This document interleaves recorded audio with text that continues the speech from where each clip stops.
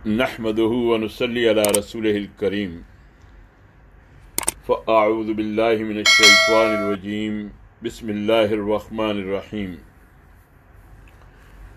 سیرت سرور عالم صلی اللہ علیہ وسلم کا مسلسل مطالعہ کر رہے ہیں۔ مطالعے کا موضوع ہے اسلام اور جاہلیت کی کشمکش۔ اسلام اور جاہلیت کی کشمکش۔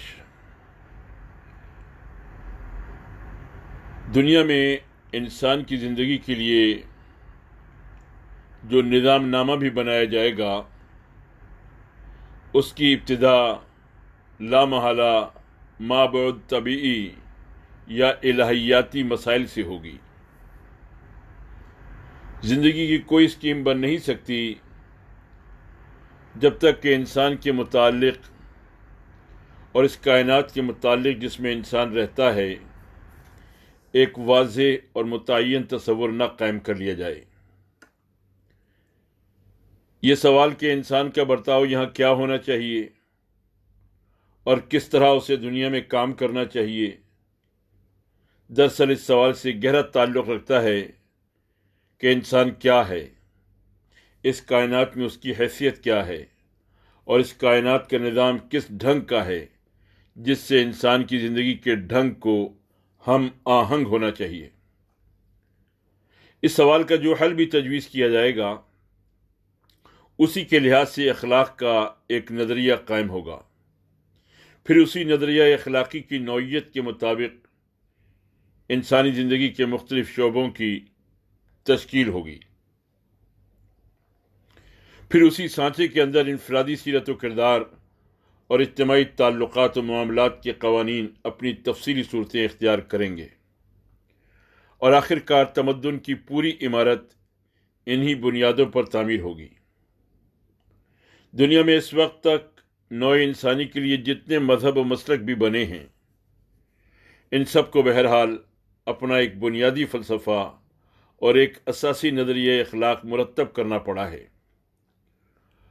اور اصول سے لے کر چھوٹے چھوٹے جزیات تک میں ایک مسلک کو دوسرے مسلک سے جو چیز ممتاز کرتی ہے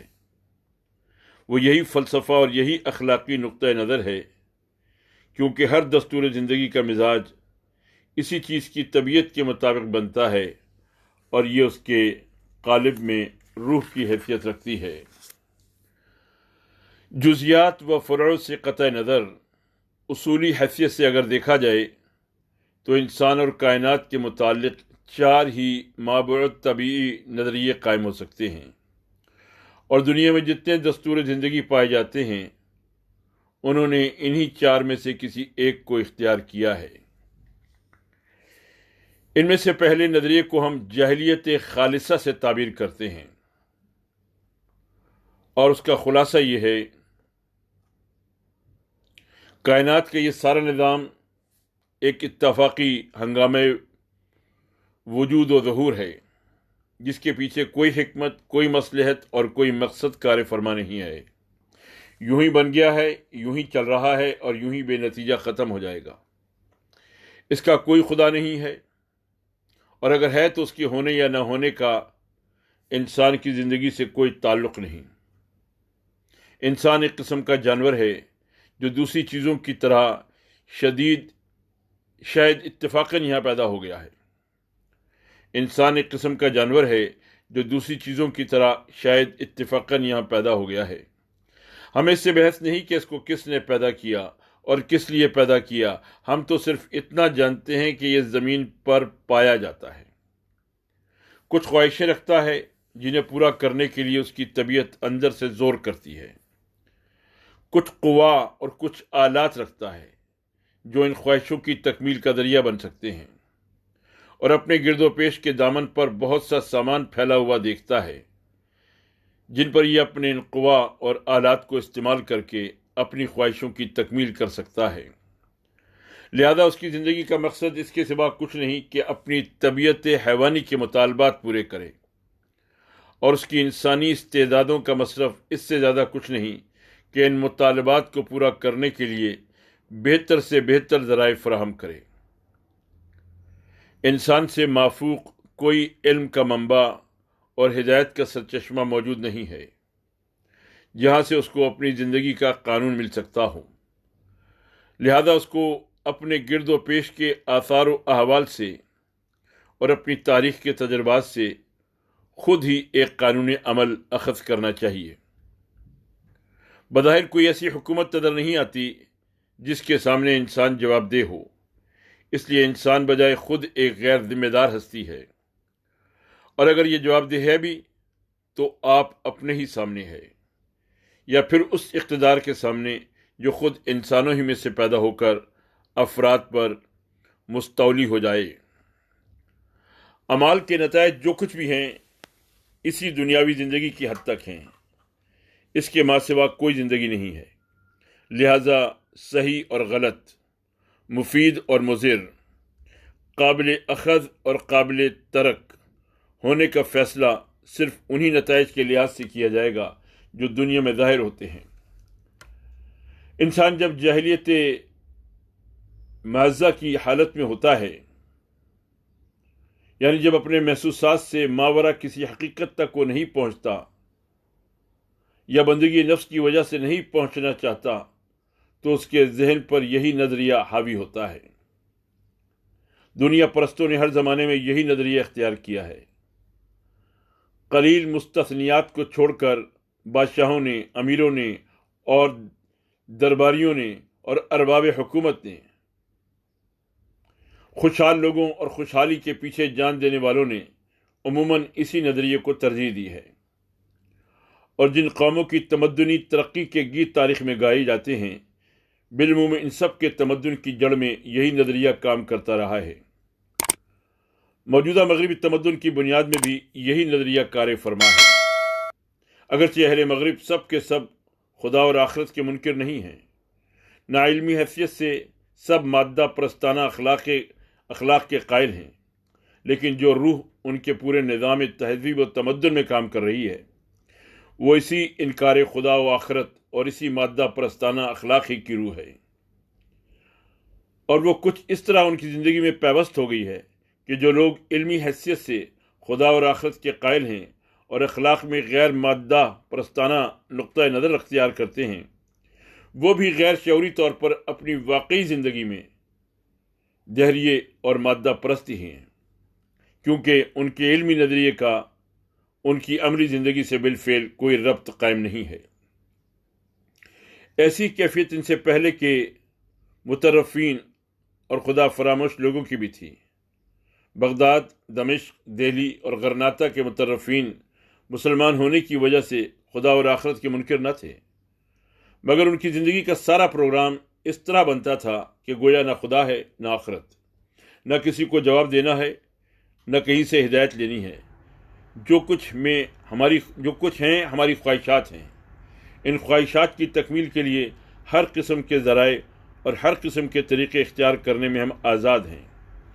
اور دنیا میں جینے کی جتنی مہلت ملتی ہے اس کا بہترین مصرف بس یہ ہے کہ بابر عیش کوش کے عالم دوبارہ نیست۔ جیسا کہ ابھی اشارہ کیا جا چکا، اس نظریے کی عین فطرت یہی ہے کہ اس کی بنیاد پر ایک خالص مادہ پرستانہ نظام اخلاق بنتا ہے، خواہ وہ کتابوں میں مدون ہو یا صرف ذہنیتوں ہی میں مرتب ہو کر رہ جائے۔ پھر اسی ذہنیت سے علوم و فنون اور افکار و آداب کی آبیاری ہوتی ہے، اور پورے نظام تعلیم و تربیت میں الہاد و مادیت کی روح صلاحیت کر جاتی ہے۔ پھر انفرادی سیرتیں اسی سانچے میں ڈھلتی ہیں۔ انسان اور انسان کے درمیان تعلقات و معاملات کی تمام صورتیں اسی نقشے پر بنتی ہیں، اور قوانین کا نشو و نما اسی ڈھنگ پر ہوتا ہے۔ پھر اس طرز کی سوسائٹی میں سطح پر وہ لوگ بھی ابھرتے ہیں جو سب سے زیادہ مکار، بددیانت، جھوٹے، دغاباز، سنگ دل اور خبیث النفس ہوتے ہیں۔ تمام سوسائٹی کی سیادت و قیادت اور مملکت کی زمام کار انہی کے ہاتھ میں ہوتی ہے، اور وہ شتر بے مہار کی طرح ہر حساب سے بے خوف اور ہر مواخذے سے بے پرواہ ہو کر خلق خدا پر ٹوٹ پڑتے ہیں۔ مکاولی کے اصول سیاست پر ان کی ساری حکمت عملی مبنی ہوتی ہے۔ ان کی کتاب آئین میں زور کا نام حق اور بے زوری کا نام باطل ہوتا ہے۔ جہاں کوئی مادی رکاوٹ حائل نہیں ہوتی وہاں کوئی چیز ان کو ظلم سے نہیں روک سکتی۔ یہ ظلم مملکت کے دائرے میں یہ شکل اختیار کرتا ہے کہ طاقتور طبقے اپنی ہی قوم کے کمزور طبقوں کو کھاتے اور دباتے ہیں، اور مملکت کے باہر اس کا ظہور قوم پرستی، امپیریلزم اور ملک گیری اور اقوام کشی کی صورت میں ہوتا ہے۔ دوسرا مابعد طبعی نظریہ شرک کے اصول پر مبنی ہے، اور اس کا خلاصہ یہ ہے کہ کائنات کا نظام اتفاقی تو نہیں ہے اور نہ بے خداوند ہے، مگر اس کا ایک خداوند نہیں بلکہ بہت سے خداوند ہیں۔ یہ خیال چونکہ کسی علمی ثبوت پر مبنی نہیں ہے بلکہ محض خیال آرائی پر اس کی بنا ہے، اس لیے موہوم، محسوس اور معقول اشیاء کی طرف خداوندی و الہیت کو منسوب کرنے میں مشرکین کے درمیان نہ کبھی اتفاق ہو سکتا ہے نہ کبھی ہوا ہے۔ اندھیرے میں بھٹکنے والوں کا ہاتھ جس چیز پر بھی پڑ گیا وہ خدا بنا لی گئی، اور خداؤں کی فہرست ہمیشہ گھٹتی بڑھتی رہتی ہے۔ فرشتے، جن، ارواح، سیارے، زندہ اور مردہ انسان، درخت، پہاڑ، جانور، دریا، زمین، آگ، سب دیوتا بنا ڈالے گئے۔ بہت سے معنی مجردہ مثلا محبت، حسن، شہوت، قوت تخلیق، بیماری، جنگ، لچمی، شکتی وغیرہ کو بھی خدائی کا مقام دیا گیا۔ یہ ایبسٹریکٹ آئیڈیاز ہیں۔ طرح طرح کے خیالی مرکبات مثلا شیر انسان، ماہی انسان، پرند انسان، چہار سرا، ہزار دستہ، خرطوم بینی وغیرہ بھی مشرکین کے معبودوں میں جگہ پاتے رہے۔ پھر اس دیومالا کے گرد اوہام و خرافات کا ایک عجیب طلسم و شربہ تیار ہوا ہے، جس میں ہر جاہل قوم کی قوت وہمہ نے اپنی شادابی و ناظرہ کاری کے وہ دلچسپ نمونے فراہم کیے ہیں کہ دیکھ کر عقل دنگ رہ جاتی ہے۔ جن قوموں میں خداوند اعلیٰ یعنی اللہ کا تصور نمایاں پا گیا ہے، وہاں تو خدائی کا انتظام کچھ اس طرز کا ہے کہ گویا اللہ تعالیٰ بادشاہ ہے اور دوسرے خدا اس کے وزیر، درباری، مصاحب، عہدے دار اور اہلکار ہیں، مگر انسان بادشاہ سلامت تک راہ نہیں پا سکتا۔ اس لیے سارے معاملات ماتحت خداؤں ہی سے وابستہ رہتے ہیں، اور جن قوموں میں خداوند اعلیٰ کا تصور بہت دھندلا یا تقریباً مفقود ہے، وہاں ساری خدائی ارباب متفرقین میں تقسیم ہو کر رہ گئی ہے۔ جاہلیت خالصہ کے بعد یہ دوسری قسم کی جاہلیت ہے، جس میں انسان قدیم ترین زمانے سے آج تک مبتلا ہوتا رہا ہے، اور ہمیشہ گھٹیا درجے کی دماغی حالت ہی میں یہ کیفیت رونما ہوتی ہے۔ انبیاء علیہ السلام کی تعلیم کے اثر سے جہاں لوگ اللہ واحد قہار کی خدائی کے قائل ہو گئے، وہاں سے خداؤں کی دوسری اقسام تو رخصت ہو گئیں، مگر انبیاء، اولیاء، شہداء، صالحین، مجاذیب، اقطاب، ابدال، علماء، مشائخ اور ذل الہوں کی خدائی پھر بھی کسی نہ کسی طرح عقائد میں اپنی جگہ نکالتی ہی رہی۔ جاہل دماغوں نے مشرکین کے خداؤں کو چھوڑ کر ان نیک بندوں کو خدا بنا لیا جن کی ساری زندگیاں بندوں کی خدائی ختم کرنے اور صرف اللہ کی خدائی ثابت کرنے میں صرف ہوئی تھیں۔ ایک طرف مشرکانہ پوجا پاٹ کی جگہ فاتحہ، زیارت، نظر و نیاز،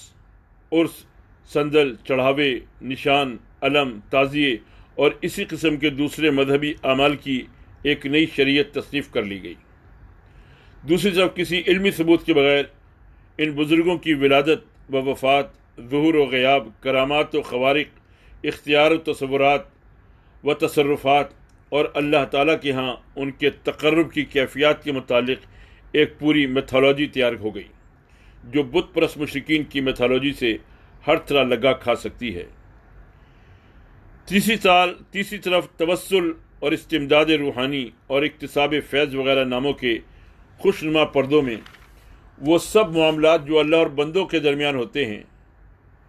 ان بزرگوں سے متعلق ہو گئے،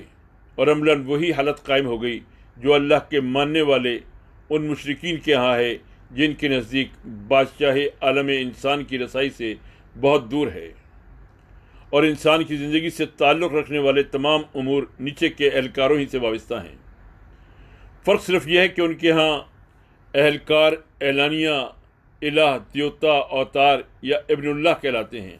اور یہ انہیں غوث، قطب، ابدال، اولیاء اور اہل اللہ وغیرہ الفاظ کے پردوں میں چھپاتے ہیں۔ یہ دوسری قسم کی جاہلیت تاریخ کے دوران میں عموماً پہلی قسم کی جاہلیت یعنی جاہلیت خالصہ کے ساتھ تعاون کرتی رہی ہے۔ قدیم زمانے میں بابل، مصر، ہندوستان، ایران، یونان، روم وغیرہ ممالک کے تمدن میں یہ دونوں جاہلیتیں ہم آغوش تھیں، اور موجودہ زمانے میں جاپان کا بھی یہی حال ہے۔ اس موافقت کے متعدد اسباب ہیں، جن میں سے چند کی طرف میں اشارہ کروں گا۔ اولاً مشرکانہ جاہلیت میں آدمی کا کوئی تعلق اپنے معبودوں کے ساتھ اس کے سوا نہیں ہوتا کہ یہ اپنے خیال میں ان کو صاحب اختیار اور نافع و ضار سمجھ لیتا ہے، اور مختلف مراسم عبودیت کے ذریعے سے اپنے دنیاوی مقاصد میں ان کی مہربانی و اعانت حاصل کرنے کی کوشش کرتا ہے۔ باقی رہا یہ امر کہ وہاں سے اس کو کسی قسم کی اخلاقی ہدایت یا زندگی کا ضابطہ و قانون ملے تو اس کا کوئی امکان ہی نہیں، کیونکہ وہاں کوئی واقع میں خدا ہو تو ہدایت اور قانون بھیجے، پس جب ایسی کوئی چیز موجود نہیں ہے تو مشرک انسان لا محالہ خود ہی ایک اخلاقی نظریہ بناتا ہے اور خود ہی اس نظریے کی بنیاد پر ایک شریعت تصنیف کر لیتا ہے۔ اس طرح وہی جاہلیت محض برسر کار آ جاتی ہے، وہی جاہلیت محضہ برسر کار آ جاتی ہے۔ یہی وجہ ہے کہ خالص جاہلیت کے تمدن اور مشرکانہ تمدن میں اس کے سوا کوئی فرق نہیں ہوتا کہ ایک جگہ جاہلیت کے ساتھ مندروں، پجاریوں اور عبادت کا سلسلہ ہوتا ہے اور دوسری جگہ نہیں ہوتا۔ اخلاق اور اعمال جیسے یہاں ہوتے ہیں ویسے ہی وہاں بھی ہوتے ہیں۔ یونان قدیم اور بت پرست روم کے اخلاقی مزاج اور موجودہ یورپ کے اخلاقی مزاج میں جو مشابہت پائی جاتی ہے، اس کا یہی سبب ہے۔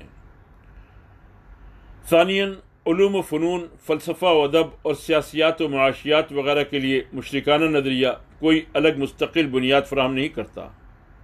اس باب میں بھی مشرک انسان جاہلیت محضہ ہی کا رخ اختیار کرتا ہے، اور مشرک سوسائٹی کا سارا دماغی نشو و نما اسی ڈھنگ پر ہوتا ہے جس پر خالص جاہلی سوسائٹی میں ہوا کرتا ہے۔ فرق صرف یہ ہے کہ مشرکین کی قوت واہمہ حد سے بڑھی ہوئی ہوتی ہے، اس لیے ان کے افکار میں خیال آرائی اسپیکولیشنز کا عنصر بہت زیادہ ہوتا ہے، اور ملاحدہ ذرا عملی قسم کے لوگ ہوتے ہیں، اس لیے نرے خیالی فلسفوں سے انہیں کوئی دلچسپی نہیں ہوتی۔ البتہ جب یہ ملاحدہ خدا کے بغیر کائنات کے معمے کو حل کرنے کی کوشش کرتے ہیں تو ان کی استدلالی کھینچ تان بھی اتنی ہی غیر معقول ہوتی ہے جتنی مشرکین کی میتھالوجی۔ بہرحال علمی حیثیت سے شرک اور جاہلیت خالصہ میں کوئی بنیادی اختلاف نہیں ہوتا، اور اس کا روشن ثبوت یہ ہے کہ موجودہ یورپ اپنے موجودہ نظریات میں قدیم یونان اور روم سے اس طرح سلسلہ جوڑتا ہے کہ گویا یہ بیٹا ہے اور وہ باپ۔ ثالثاً مشرک سوسائٹی ان تمام تمدنی طریقوں کو قبول کرنے کے لیے پوری طرح مستعد رہتی ہے جن کو خالص جاہلی سوسائٹی اختیار کرتی ہے، اگرچہ سوسائٹی کی ترتیب و تعمیر میں شرک اور جاہلیت خالصہ کے ڈھنگ ذرا ایک دوسرے سے مختلف ہیں۔ شرک کی مملکت میں بادشاہوں کو خدائی کا مقام دیا جاتا ہے، روحانی پیشواؤں اور مذہبی عہدیداروں کا ایک طبقہ مخصوص امتیازات کے ساتھ پیدا ہوتا ہے۔ شاہی خاندان اور مذہبی طبقے مل کر ایک ملی بھگت قائم کرتے ہیں، خاندانوں پر خاندانوں کے اور طبقوں پر طبقوں کے تفوق کا ایک مستقل نظریہ وضع کیا جاتا ہے، اور اس طرح جاہل عوام پر مذہب کا جال پھیلا کر ظالمانہ تسلط قائم کر لیا جاتا ہے۔ بخلاف اس کے خالص جاہلی سوسائٹی میں یہ خرابیاں نسل پرستی، قوم پرستی، قومی امپیریلزم، ڈکٹیٹرشپ، سرمایہ داری اور طبقاتی نزاع کی شکل اختیار کرتی ہیں۔ لیکن جہاں تک روح اور جوہر کا تعلق ہے، انسان پر انسان کی خدائی مسلط کرنے، انسان کو انسان سے پھاڑنے اور انسانیت کو تقسیم کر کے ایک ہی نوع کے افراد کو ایک دوسرے کے لیے صیاد بنانے میں دونوں ایک سطح پر ہیں۔ تیسرا مابعد طبعی نظریہ رہبانیت پرستی پر مبنی ہے، اور اس کا خلاصہ یہ ہے کہ یہ دنیا اور جسمانی وجود انسان کے لیے ایک دارالعذاب ہے۔ انسان کی روح اس قفس عنصری میں دراصل ایک سزا یافتہ قیدی کی حیثیت رکھتی ہے۔ لذات و خواہشات اور وہ تمام وہ ضروریات جو اس جسمانی تعلق کی وجہ سے انسان کو لاحق ہوتی ہیں، اصل میں اس قید خانے کے طوق و سلاسل ہیں۔ انسان اس دنیا اور اس کی چیزوں سے جتنا تعلق رکھے گا اتنا ہی گندگی سے آلودہ ہوگا اور اسی قدر مزید عذاب کا مستحق بن جائے گا۔ نجات کی صورت میں اس کے سوا کوئی نہیں ہے کہ اس زندگی کے بکھیڑوں سے قطع تعلق کیا جائے، خواہشات کو مٹایا جائے، لذات سے کنارہ کشی کی جائے، جسمانی ضروریت اور نفس کے مطالبات کو پورا کرنے سے انکار کیا جائے، ان تمام محبتوں کو جو دنیاوی اشیاء اور گوشت و خون کے رشتہ داریوں کے ساتھ پیدا ہوتی ہیں دل سے نکال دیا جائے، اور اپنے اس دشمن یعنی نفس و جسم کو مجاہدات و ریاضات کے ذریعے سے اتنی تکلیفیں دی جائیں کہ روح پر اس کا تسلط قائم نہ رہ سکے۔ اس طرح روح ہلکی اور پاک صاف ہو جائے گی اور نجات کے بلند مقامات پر اڑنے کی طاقت حاصل کر لے گی۔ یہ نظریہ بجائے خود اینٹی سوشل نظریہ ہے، غیر تمدنی نظریہ ہے، مگر تمدن پر یہ متعدد طریقوں سے اثر انداز ہوتا ہے۔ اس کی بنیاد پر ایک خاص قسم کا نظام فلسفہ بنتا ہے جس کی مختلف شکلیں وید انتظم، معنویت، اشراقیت، یوگ، تصوف، مسیحی رہبانیت اور بدھزم وغیرہ ناموں سے مشہور ہیں۔ اس فلسفے کے ساتھ ایک ایسا نظام اخلاق وجود میں آتا ہے جو بہت کم ایجابی یعنی پازیٹیو اور بہت زیادہ بلکہ تمام تر سلبی یعنی نیگیٹو نوعیت کا ہے۔ یہ دونوں چیزیں مل جل کر لٹریچر، عقائد، اخلاقیات اور عملی زندگی میں نفوذ کرتی ہیں، اور جہاں جہاں ان کے اثرات پہنچتے ہیں وہاں افیون اور کوکین کا کام کرتے ہیں۔ پہلے دونوں قسم کی جاہلیتوں کے ساتھ اس تیسری قسم کی جاہلیت کا تعاون عموماً 3 صورتوں سے ہوتا ہے۔ نمبر 1، یہ راہبانہ جاہلیت انسانی جماعت کے نیک اور پاک باز افراد کو دنیا کے کاروبار سے ہٹا کر گوشہ عزلت میں لے جاتی ہے اور بدترین قسم کے شریر افراد کے لیے میدان صاف کر دیتی ہے۔ بدکار لوگ خدا کی زمین کے متولی بن کر آزادی کے ساتھ فساد پھیلاتے ہیں اور نیک لوگ اپنی نجات کی فکر میں تپسیا کیے چلے جاتے ہیں۔ نمبر 2، اس جاہلیت کے اثرات جہاں تک عوام میں پہنچتے ہیں وہ ان کے اندر غلط قسم کا صبر و تحمل اور مایوسانہ نقطہ نظر پیدا کر کے انہیں ظالموں کے لیے نرم نوالا بنا دیتے ہیں۔ اسی وجہ سے ہمیشہ بادشاہ، عمراء اور مذہبی اقتدار رکھنے والے طبقے اس راہبانہ فلسفہ و اخلاق کی اشاعت میں خاص دلچسپی لیتے رہے ہیں، اور یہ خوب آرام سے ان کی سرپرستی میں پھیلتا رہا ہے۔ تاریخ میں کوئی مثال ایسی نہیں ملتی کہ امپیریلزم، سرمایہ داری اور پاپائیت سے اس راہبانہ فلسفہ و اخلاق کی کبھی لڑائی ہوئی ہو۔ نمبر 3، جب یہ راہبانہ فلسفہ و اخلاق انسانی فطرت سے شکست کھا جاتا ہے تو کتاب الحل کی تصنیف شروع ہو جاتی ہے۔ کہیں کفارے کا عقیدہ ایجاد ہوتا ہے تاکہ دل کھول کر گناہ کیا جا سکے اور جنت بھی ہاتھ سے نہ جائے، کہیں ہوس رانی کے لیے عشق مجازی کا ہیلا نکالا جاتا ہے تاکہ دل کی لگی بجھا بھی لی جائے اور تقدس بھی جوں کا توں قائم رہے، اور کہیں ترک دنیا کے پردے میں بادشاہوں اور رئیسوں سے سانٹ گانٹھ کی جاتی ہے اور روحانی عمارت کا وہ جال پھیلایا جاتا ہے جس کی بدترین مثالیں روم کے پاپاؤں اور مشرقی دنیا کے گدی نشینوں نے پیش کی ہیں۔ یہ تو اس جاہلیت کا معاملہ اپنی ہم جنس بہنوں کے ساتھ ہے، مگر انبیاء علیہ السلام کی امتوں میں جب یہ گھس جاتی ہے تو کچھ اور ہی گل کھلاتی ہے۔ خدا کے دین پر اس کی پہلی ضرب یہ ہوتی ہے کہ یہ دنیا کو دارالعمل، دارالامتحان اور مزرعۃ الآخرہ کے بجائے دارالعذاب اور مایا کے جال کی حیثیت سے آدمی کے سامنے پیش کرتی ہے۔ نقطہ نظر کے اس بنیادی تغیر کی وجہ سے آدمی یہ حقیقت بھول جاتا ہے کہ وہ اس دنیا میں خدا کے خلیفہ کی حیثیت سے مامور ہے۔ وہ یہ خیال کرنے لگتا ہے کہ میں یہاں کام کرنے اور دنیا کے معاملات کو چلانے نہیں آیا ہوں، بلکہ گندگی و نجاست میں پھینکا گیا ہوں جس سے مجھے بچنا اور دور بھاگنا چاہیے۔ میرے لیے صحیح پوزیشن یہ ہے کہ میں یہاں نان کوآپریٹو کی طرح رہوں اور ذمہ داریوں کو قبول کرنے کے بجائے ان سے کنارہ کروں۔ اس تصویر کے ساتھ آدمی دنیا اور اس کے معاملات پر سہمی ہوئی نگاہ ڈالنے لگتا ہے، اور بار خلافت کو سنبھالنا تو درکنار، بار تمدن کو اپنے سر لیتے ہوئے ڈرتا ہے۔ اس کے لیے پورا نظام شریعت بے معنی ہو کر رہ جاتا ہے۔ عبادات اور امر و نواہی کا یہ مفہوم بالکل ساقط ہو جاتا ہے کہ یہ حیات دنیا کی اصلاح اور فرائض خلافت کی انجام دہی کے لیے تیار کرنے والی چیزیں ہیں۔ برعکس اس کے آدمی یہ سمجھنے لگتا ہے کہ عبادات اور چند خاص مذہبی اعمال اس گناہ کے زندگی کا کفارہ ہیں، انہی کو پورے انہماک سے ٹھیک ناپ تول کے ساتھ انجام دیتے رہنا چاہیے تاکہ آخرت میں نجات حاصل ہو۔ اس ذہنیت نے انبیاء کی امتوں میں سے ایک گروہ کو مراقبہ و مکاشفہ، چلہ کشی و ریاضت،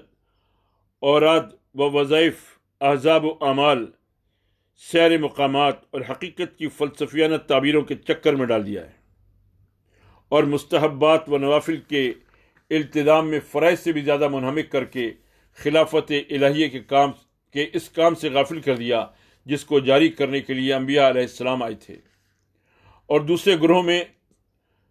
تقشف، تعمق فی الدین، غلو، موشگافی،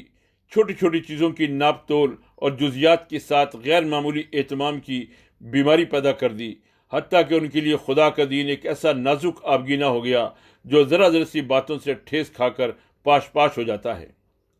نتیجہ یہ ہوا کہ ان بیچاروں کا سارا وقت بس اسی دیکھ بھال کی نظر ہونے لگا کہ کہیں اونچ نیچ نہ ہو جائے، اور یہ شیشے کا برتن جو سر پر رکھا ہے کھیل کھیل ہو کر نہ رہ جائے۔ دین میں اتنی باریکیاں نکل آنے کے بعد ناگزیر ہے کہ جمود، تنگ خیالی اور کم حوصلگی پیدا ہو۔ ایسے لوگوں میں کہاں یہ قابلیت باقی رہ سکتی ہے کہ نگاہ جہاں بین سے انسانی زندگی کے بڑے بڑے مسائل پر نظر ڈالیں اور دین کے عالمگیر اصول و کلیات پر گرفت حاصل کریں، اور زمانے کی ہر نئی گردش میں دنیا کی امامت و رہنمائی کے لیے مستعد ہوں۔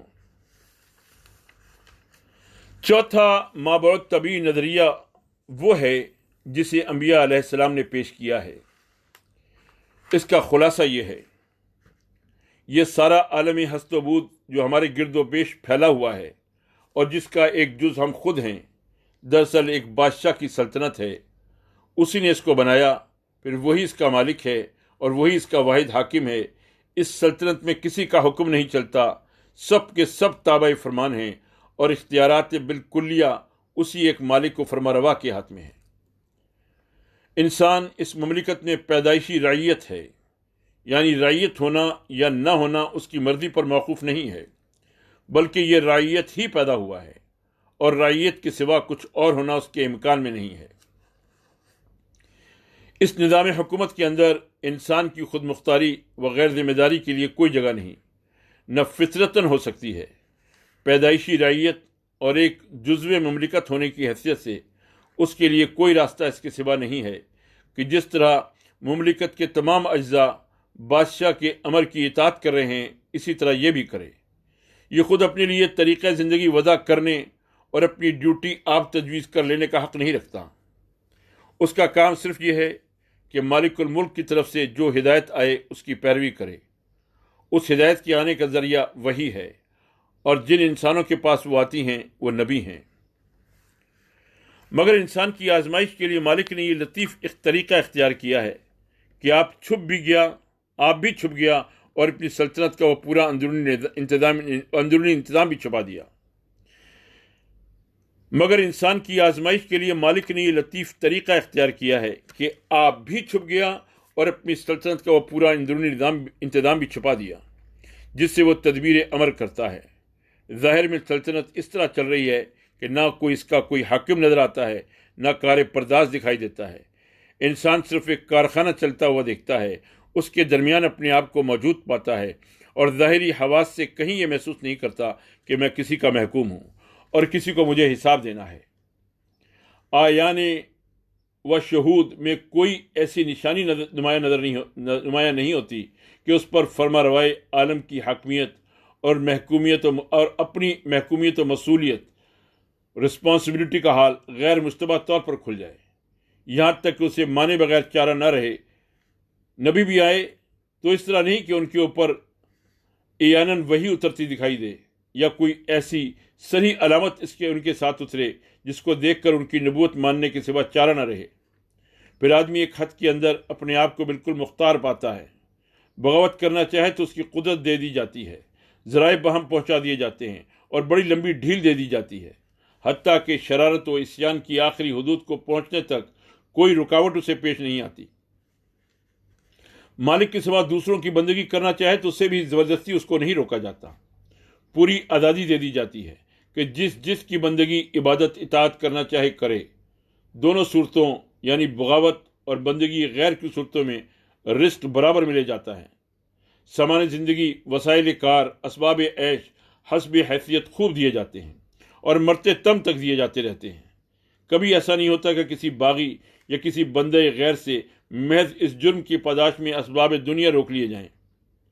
یہ سارا طرز کاروائی صرف اس لیے ہے کہ خالق نے انسان کو عقل، تمیز، استدلال، ارادہ و اختیار کی جو قوتیں دی ہیں اور اپنی بے شمار مخلوقات پر اس کو ایک طرح کی حاکمانہ تصرف کی جو قدرت بخشی ہے، اس میں وہ اس کی آزمائش کرنا چاہتا ہے۔ اسی آزمائش کی تکمیل کے لیے حقیقت پر غیب کا پردہ ڈال دیا گیا ہے تاکہ انسان کی عقل کا امتحان ہو۔ انتخاب کی آزادی بخشی گئی ہے تاکہ اس امر کا امتحان ہو کہ آدمی حق کو جاننے کے بعد کسی مجبوری کے بغیر خود اپنی رضا و رغبت سے اس کی پیروی کرتا ہے یا خواہشات کی غلامی اختیار کر کے اس سے منہ موڑ جاتا ہے۔ اسباب زندگی کا سرمایہ اس وسائل اور کام کا موقع نہ دیا جائے تو اس کی لیاقت و عدم لیاقت کا امتحان نہیں ہو سکتا۔ یہ دنیاوی زندگی چونکہ آزمائش کی مہلت ہے، اس لیے یہاں نہ حساب ہے نہ جزا و سزا۔ یہاں جو کچھ دیا جاتا ہے وہ کسی عمل نیک کا انعام نہیں بلکہ امتحان کا سامان ہے، اور جو تکالیف، مصائب، شدائد وغیرہ پیش آتے ہیں وہ کسی عمل بد کی سزا نہیں بلکہ زیادہ تر اسی قانون طبعی کے تحت جس پر اس دنیا کا نظام قائم کیا گیا ہے آپ سے آپ ظاہر ہونے والے نتائج ہیں۔ اس کا یہ مطلب نہیں ہے کہ اس دنیا میں قانون مکافات سرے سے کار فرما ہی نہیں ہے، بلکہ جو کچھ میں کہنا چاہتا ہوں وہ یہ ہے کہ یہاں کی مکافات دو ٹوک اور حتمی اور سری نہیں ہے، اور آزمائش کا عنصر ہر دنیاوی جزا اور سزا پر غالب ہے۔ اس لیے یہاں اعمال کے جو نتائج ظاہر ہوتے ہیں ان کو اخلاقی حسن و قبح کا معیار نہیں ٹھہرایا جا سکتا۔ اعمال کی اصلی حساب، جانچ پڑتال اور فیصلے کا وقت مہلت کی زندگی ختم ہونے کے بعد ہے، اور اسی کا نام آخرت ہے۔ لہذا دنیا میں جو کچھ نتائج ظاہر ہوتے ہیں وہ کسی طریقے یا کسی عمل کے صحیح یا غلط، نیک یا بد ہوں اور قابل اخذ یا قابل ترک ہونے کا معیار نہیں بن سکتے۔ اصلی معیار آخرت کے نتائج ہیں، اور یہ علم کی آخرت میں کس طریقے اور کس عمل کا نتیجہ اچھا اور کس کا برا ہوگا صرف اس وحی کے ذریعے سے حاصل ہو سکتا ہے جو اللہ تعالیٰ کی طرف سے انبیاء پر نازل ہوئی ہے۔ جزیات و تفصیلات سے قطع نظر فیصلہ کن بات جس پر آخرت کی فلاح یا خسران کا دار و مدار ہے وہ یہ ہے کہ اول انسان اپنی قوت نظر و استدلال کے صحیح استعمال سے اللہ تعالیٰ کی حاکم حقیقی ہونے اور اس کی طرف سے آئی ہوئی ہدایت کے من جانب اللہ ہونے کو پہچانتا ہے یا نہیں۔ ثانیہ سے اس حقیقت سے واقف ہونے کے بعد وہ آزادی انتخاب رکھنے کے باوجود اپنی رضا و رغبت سے اللہ کی حاکمیت اور اس کے امر شرعی کے آگے سر تسلیم خم کرتا ہے یا نہیں۔ یہ وہ نظریہ ہے جسے ابتدا سے انبیاء علیہ السلام پیش کرتے آئے ہیں۔ اس نظریے کی بنیاد پر تمام واقعات عالم کی مکمل توجیہ ایکسپلینیشن ہوتی ہے۔ کائنات کے تمام آثار، فینومیناز کی پوری تعبیر ملتی ہے، اور کسی مشاہدے یا تجربے سے یہ نظریہ ٹوٹتا نہیں۔ یہ ایک مستقل نظام فلسفہ پیدا کرتا ہے جو جاہلیت کے فلسفوں سے بنیادی طور پر بالکل مختلف ہوتا ہے۔ کائنات اور خود وجود انسانی کے متعلق معلومات کے پورے ذخیرے کو ایک دوسرے ڈھنگ پر مرتب کرتا ہے، جس کی ترتیب جاہلی علوم کی ترتیب سے سراسر متباین ہوتی ہے۔ ادب اور ہنر، آرٹ اینڈ لٹریچر کے نشو و نما کا ایک الگ راستہ بناتا ہے جو جاہلی ادب و ہنر کے تمام راستوں سے متغیر ہوتا ہے۔ زندگی کے جملہ معاملات میں ایک خاص زاویہ نظر اور ایک خاص مقصد پیدا کرتا ہے جو جاہلی مقاصد و نقطہ ہائے نظر سے اپنی روح اور اپنے جوہر میں کسی طرح میل نہیں کھاتا۔ اخلاق کا ایک علیحدہ نظام بناتا ہے جس کو جہلی اخلاقیات سے کوئی مناسبت نہیں ہوتی، پھر ان علمی و اخلاقی بنیادوں پر جس تہذیب کی عمارت اٹھتی ہے اس کی نوعیت تمام جہلی تہذیبوں کی نوعیت سے قطعاً مختلف ہوتی ہے، اور اس کو سنبھالنے کے لیے ایک اور ہی طرز کے نظام تعلیم و تربیت کی ضرورت ہوتی ہے، جس کے اصول جاہلیت کے ہر نظام تعلیم و تربیت سے کامل تضاد کی نسبت رکھتے ہیں۔ فی الجملہ اس تہذیب کی رگ رگ اور ریشے ریشے میں یہ جو روح کام کرتی ہے وہ اللہ واحد قہار کی حاکمیت، آخرت کے اعتقاد اور انسان کے محکوم و ذمہ دار ہونے کی روح ہے، بخلاف اس کے ہر جہلی تہذیب کے پورے نظام میں انسان کی خود مختاری،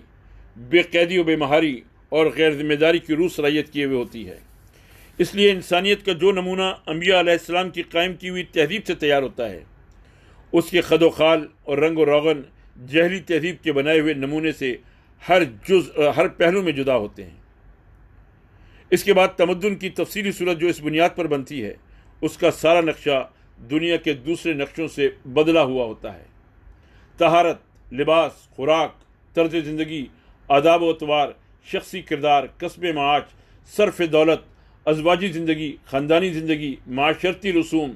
مجلسی طریقے، انسان اور انسان کے تعلق کی مختلف شکلیں، لین دین کے معاملات، دولت کی تقسیم، مملکت کا انتظام، حکومت کی تشکیل، امیر کی حیثیت، شورا کا طریقہ، سول سروس کی تنظیم، قانون کے اصول، تفصیلی ضوابط کا اصول سے استنباط، عدالت، پولیس، احتساب، مال گزاری، فائنینس، امور نافعہ، پبلک ورکس، صنعت و تجارت، خبر رسانی، تعلیمات اور دوسرے تمام محکموں کی پالیسی، فوج کی تربیت و تنظیم، جنگ و صلح کے معاملات، بین الاقوامی تعلقات اور خارجی سیاست، غرض انسانی زندگی کے چھوٹے سے چھوٹے معاملات سے لے کر بڑے سے بڑے معاملات تک اس تمدن کا طور و طریقہ اپنی ایک مستقل شان رکھتا ہے، اور ہر جز میں ایک واضح خط امتیاز اس کو دوسرے تمدنوں سے الگ کرتا ہے۔ اس کی ہر چیز میں اول سے آخر تک ایک خاص نقطہ نظر، ایک خاص مقصد اور ایک خاص اخلاقی رویہ کار فرما ہوتا ہے، جس کا براہ راست تعلق خدائے واحد کی حاکمیت مطلقہ اور انسان کی محکومیت و مسئولیت اور دنیا کے بجائے آخرت کی مقصودیت سے جڑا ہوا ہوتا ہے۔ اسی تہذیب و تمدن کو دنیا میں قائم کرنے کے لیے انبیاء علیہ السلام پے در پے بھیجے گئے تھے۔ روبانی تہذیب کو مستثنیٰ کر کے ہر وہ تہذیب جو دنیا کی زندگی کے متعلق ایک جامع نظریہ اور کاروبار دنیا کو چلانے کے لیے ایک ہمہ گیر طریقہ رکھتی ہو، قطع نظر اس سے کہ وہ جاہلیت کی تہذیب ہو یا اسلام کی، طبعاً اس بات کی طالب ہوتی ہے کہ حاکمانہ اختیارات پر قبضہ کرے، زمام کار اپنے ہاتھ میں لے اور زندگی کا نقشہ اپنے طرز پر بنائے۔ حکومت کے بغیر کسی ضابطہ اور نظریے کو پیش کرنا یا اس کا معتقد ہونا محض بے ایمانی ہے۔ راہب تو دنیا کے معاملات کو چلانا ہی نہیں چاہتا، بلکہ ایک خاص قسم کے سلوک سے اپنی خیالی نجات کی منزل تک دنیا کے باہر پہنچ جانے کی فکر میں لگا رہتا ہے۔ اس لیے نہ اس کو حکومت کی حاجت نہ طلب، مگر جو دنیا کے معاملات ہی کو چلانے کا خاص ڈھنگ لے کر اٹھے اور اسی ڈھنگ کی پیروی میں انسان کی فلاح و نجات کا معتقد ہو، اس کے لیے تو بجز اس کے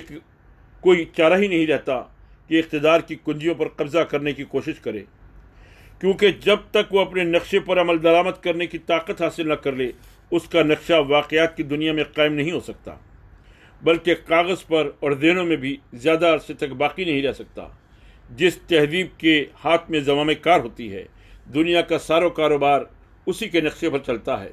وہی علوم و افکار اور تہذیب و آداب کی رہنمائی کرتی ہے، وہی اخلاق کے سچے سانچے بناتی ہے، وہی تعلیم و تربیت عامہ کا انتظام کرتی ہے، اسی کے قانون پر سارا نظام تمدن مبنی ہوتا ہے اور اسی کی پالیسی ہر شعبہ زندگی میں کار فرما ہوتی ہے۔ اس طرح زندگی میں کہیں بھی اس تہذیب کے لیے کوئی جگہ نہیں ہوتی جو اپنی حکومت نہ رکھتی ہو، یہاں تک کہ جب ایک طویل مدت تک حکمران تہذیب کا دورہ رہتا ہے تو غیر حکمران تہذیب عمل کی دنیا میں خارج از بحث ہو جاتی ہے۔ اس کی طرف ہمدردانہ نقطہ نظر رکھنے والوں کو بھی اس امر میں شبہ ہو جاتا ہے کہ یہ طریقہ دنیا کی زندگی میں چل سکتا ہے یا نہیں۔ اس کے نام نہاد علمبردار اور اس کی لیڈرشپ کے بزوں میں خود وارثین تک تہذیب مخالف سے کمپرومائز اور آدھے پونے کا مشترک معاملہ کرنے پر اتر آتے ہیں۔ حالانکہ حکمرانی میں دو بالکل مختلف الاصول تہذیبوں کے درمیان مقاسمت و مصالحت قطعی غیر ممکن العمل چیز ہے، اور انسانی تمدن اس شرک کو برداشت نہیں کر سکتا۔ بٹائی کو ممکن العمل خیال کرنا عقل کی کمی پر دلالت کرتا ہے، اور اسی کے لیے راضی ہو جانا ایمان اور ہمت کی کمی پر۔ پس دنیا میں انبیاء علیہ السلام کے مشن کا منتہائی مقصود یہ رہا ہے کہ حکومت الہیہ قائم کر کے اسے پورے نظام زندگی کو نافذ کریں، اس پورے نظام زندگی کو نافذ کریں جو وہ خدا کی طرف سے لائے تھے۔ موجودہ زمانے میں بعض دیندار بزرگوں کی زبان سے یہ فقرہ اکثر سننے میں آتا ہے کہ حکومت مقصود نہیں بلکہ معود ہے۔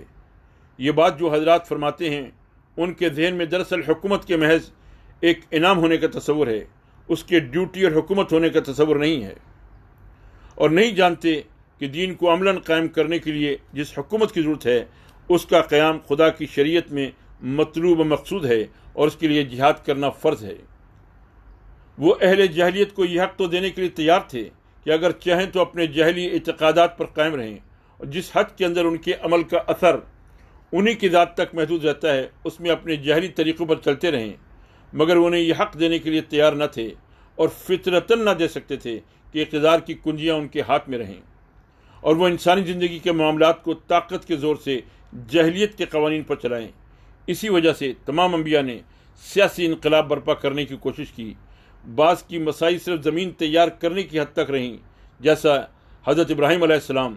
بعض نے انقلابی تحریک عملاً شروع کر دی، مگر حکومت الہیہ قائم کرنے سے پہلے ہی ان کا کام ختم ہو گیا، جیسے حضرت مسیح علیہ السلام۔ اور بعض نے اس تحریک کو کامیابی کی منزل تک پہنچا دیا، جیسے حضرت یوسف علیہ السلام، حضرت موسیٰ علیہ السلام اور سیدنا محمد صلی اللہ علیہ وسلم۔ وما علینا الا البلاغ۔